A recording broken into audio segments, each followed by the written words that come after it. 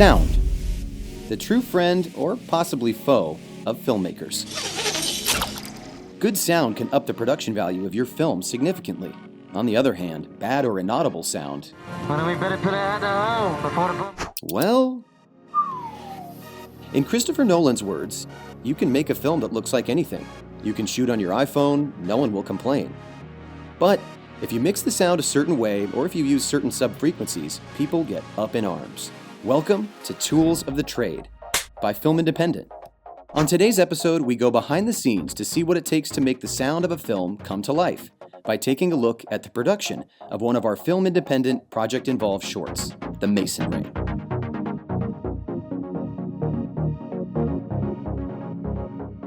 Hello, I'm Casey Genton. I'm a supervising sound editor and re-recording mixer, and we're working on a movie called The Mason Ring.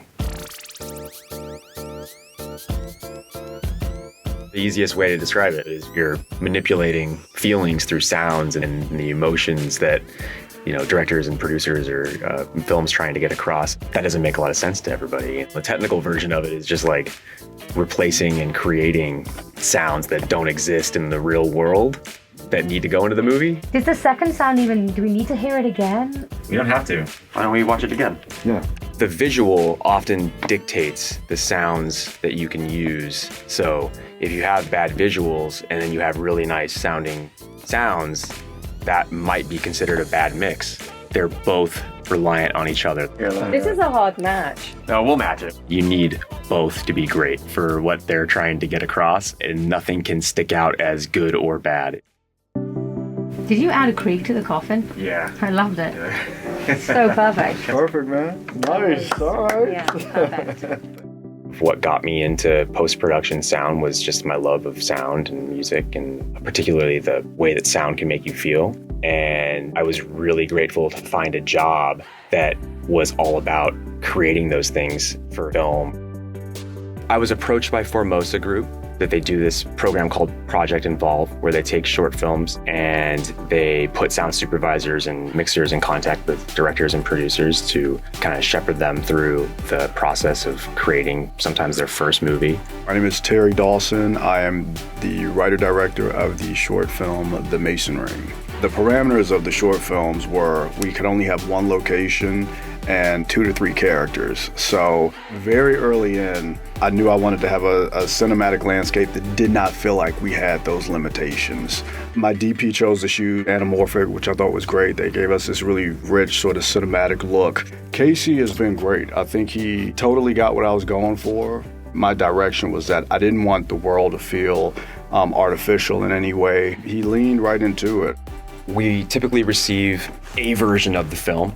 Often it's not a locked version of the movie. We spot the film, so then we'll sit with the director and we'll talk about what things they're thinking for sound, and then also tell them what things we feel about the soundtrack and how we can contribute. He was able to do some really nice flourishes, little accents, things that I had not considered. We take the ideas of the director and the emotions that he's trying to emote in his film, and we make those intentions very clear with sound to just sort of take out anything that might be taking you out of the moment.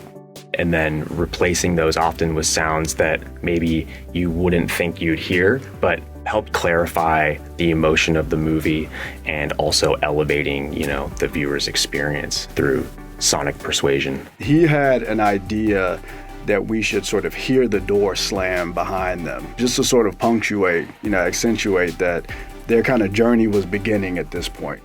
Your grandfather must have meant a lot to you. Your grandfather must have meant a lot to you. That's not anything that I necessarily imagined or thought about. I thought it was a really cool suggestion and it ended up working really well. Once we finish the editorial process, we typically have a review with the director to show them all the sound effects and the sound ideas that we've put together and ideas that they've tried to get across to make sure that those things are correct to them and that they feel good. And then we move into the mix and making the music sound right, dialogue sound great, and everything just kind of comes together as one, beautiful movie package. This is stuff that nobody's going to notice but us, but, it's important. There's many avenues to get involved. If you want to supervise or sound design a movie, assistant sound editor is a great way to break in. And when you're an assistant, you kind of get the opportunity to see what everybody's job is in post-production sound on a movie. And you're also dealing with all of their materials, so you're able to see exactly how they do things, and also you're in communication with them, so you can understand why they did those things too. If you want to be a re-recording mixer, I think I'd recommend being a mix tech, which those people basically learn the consoles and the rooms and the way the signal flow works, setting up a mix. And then similar to an assistant, you get to see what all the re-recording mixers are using in their sessions to create the soundtracks for movies. Working with different people, you get to cherry pick, things that you like from some mixers, and then things that you don't like from those mixers. You can kind of create your own version of it so that it works for you. 3 tools that I need would be, number 1, a great crew. People that you're working with are as important as anything else. Hiring the right crew with the right ideas is pertinent to a great soundtrack. You need a great sound library so that you have all the sounds that you need to get ideas and emotions across. And then Pro Tools, it's where it all ends up. It's where the mix happens and where we put all of the elements together to then create an awesome soundtrack. Words of wisdom. Make sure you get good production sound on set. That's the foundation for your soundtrack of your movie. So if you have bad production sound, it will affect the post-production process. I think that one of the biggest things is understanding that the possibilities are endless with sound. Anything that you are trying to create, sound has a way to contribute to that. So whatever feelings you're trying to get across, whatever world you're trying to create, express it. Even if it's the craziest thing, that anybody's ever heard, its chances are we can create it. So don't hold back.